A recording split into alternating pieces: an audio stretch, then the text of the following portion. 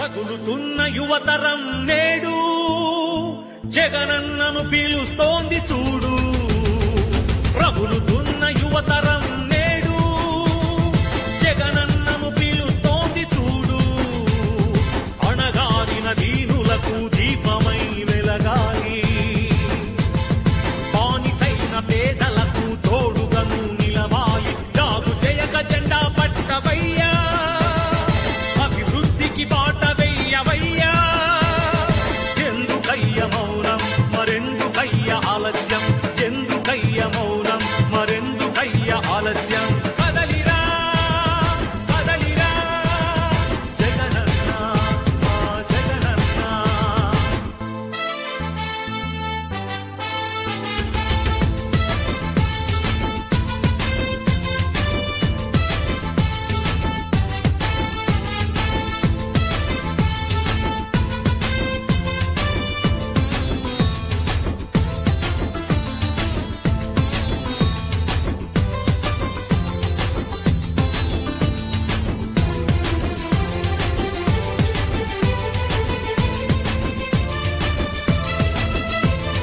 Factionist అన్నారు, rowdy రాజ్యమన్నారు, ప్రాణానికి ప్రాణమైన తాతయ్యను చంపారు.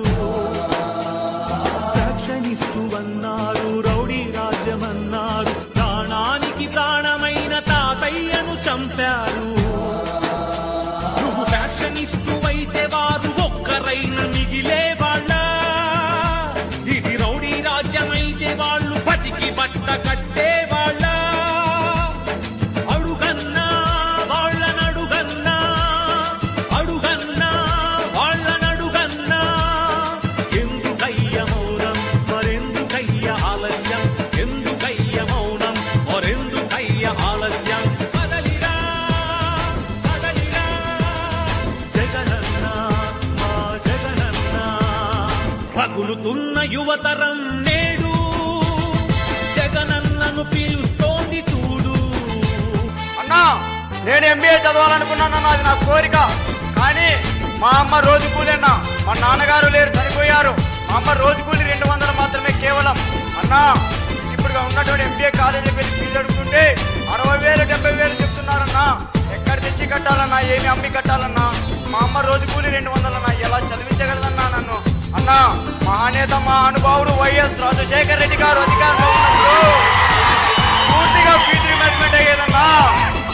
మీరు మళ్ళీ అధికారంలోకి వస్తే ఫీజు రిమెంట్ పూర్తిగా ఇస్తారని, నాలాంటి పేద విద్యార్థుల జీవితానికి భరోసా కలిగిస్తారని ఆశిస్తున్నానన్నా. రగులుతున్న యువతరం నేడు జగనన్నను పిలుస్తోంది చూడు.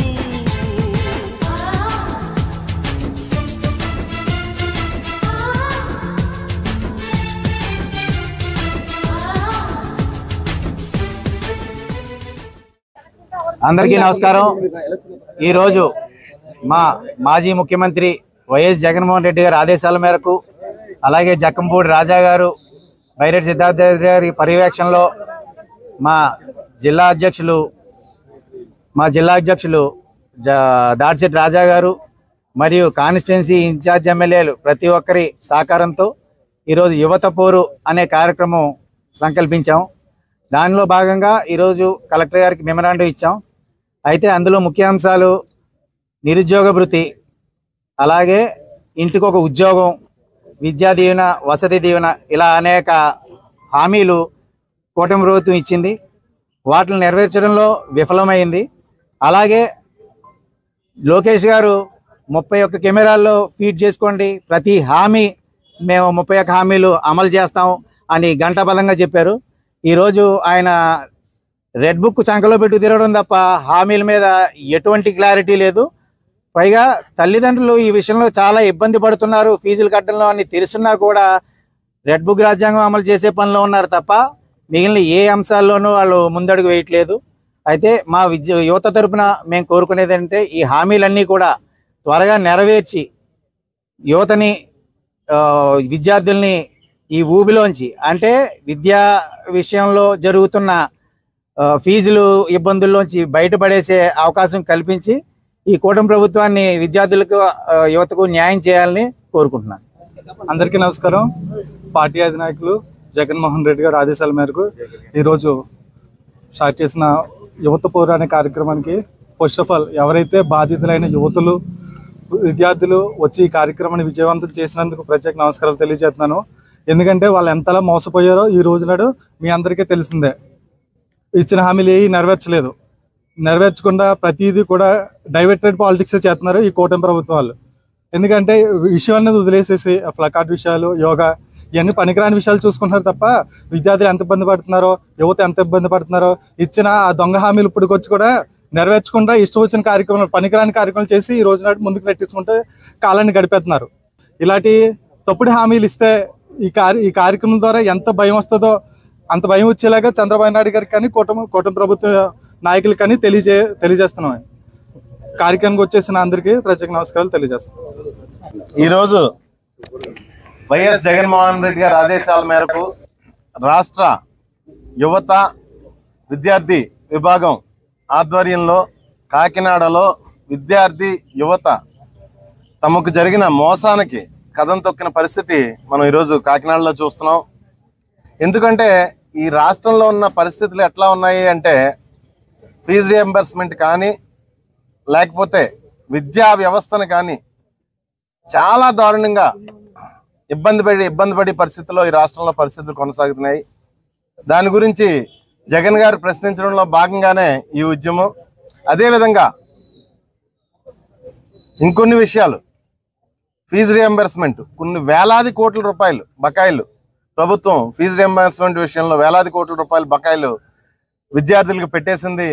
కానీ ప్రభుత్వం ఏమాత్రం సమాధానం చెప్పకుండా మౌనంగా వారానికి ఒక ఈవెంట్ చొప్పున ఏదో ఈవెంట్ మేనేజ్మెంట్ చేస్తున్నట్టు, ప్రభుత్వం ఏదో ఈవెంట్ మేనేజ్మెంట్ చేస్తున్నారు తప్పించి, లేకపోతే టాపిక్ డైవర్షన్, ప్రజల్ని డైవర్ట్ చేసి ఉద్దేశంతో ఈ విషయాల మీద, వాళ్ళు అమలు చేయని హామీల మీద ప్రజల్ని డైవర్ట్ చేసి ఉద్దేశాలతో చేస్తున్నారు తప్పిస్తే ఈ రాష్ట్రంలో వైఎస్ఆర్ కాంగ్రెస్ పార్టీ ఏకైక ప్రతిపక్షం.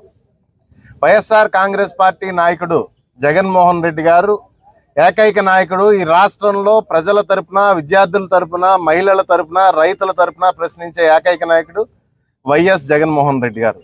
ఈ రాష్ట్రంలో పరిస్థితులు చూస్తుంటే వైఎస్ జగన్మోహన్ రెడ్డి గారిని ఏదో విధంగా ఎలిమినేట్ చేసేవాలి, ఆయన వాయిస్ ప్రజల్లోకి వెళ్ళకూడదు, ప్రజల తరపున ఆయన ప్రశ్నించకూడదు, ఈ రాష్ట్ర ప్రజలకి వైఎస్ జగన్మోహన్ రెడ్డి గారి తరపున ఏ రకమైన సహాయ సహకారాలు అందకుండా, భద్రత కూడా అందకుండా వైఎస్ జగన్మోహన్ రెడ్డి గారిని ఎలిమినేట్ చేసేసి ఉద్దేశంతోనే తెలుగుదేశం పార్టీ కానీ ప్రతిపక్ష నాయకుల మాటలు కానీ కనిపిస్తున్నాయి. ఒక స్ట్రాటజీ ప్రకారం వాళ్ళ మాటలు. జగన్మోహన్ రెడ్డి గారు ఒక పెద్ద ఆయన అంటారు, ఉమ్మడి తూర్పుగోదావరి జిల్లాలో ఒక పెద్ద ఆయన. జగన్మోహన్ రెడ్డి గారు తలకాయ నరికేస్తానంటారు. ఏంటండి మీ వయసు ఏంటి, మీ మాటలు ఏంటి? బుచ్చి చౌదరి గారు 80 సంవత్సరాల వయసులో ఈ మాటలు మీకు అవసరమా? ఇటువంటి మాటలు ఒక మాజీ ముఖ్యమంత్రి గారిని పట్టుకుని తలకాయ నరికేస్తాననే మాటలు మీకు అవసరమా ఈ వయసులోని? మీకు ఇంగిత జ్ఞానం లేదా బుచ్చి చౌదరి గారు? మీకు బుద్ధి లేదా బుచ్చి చౌదరి గారు అని చెప్పేసి నేను మిమ్మల్ని అడుగుతున్నాను. Thank you.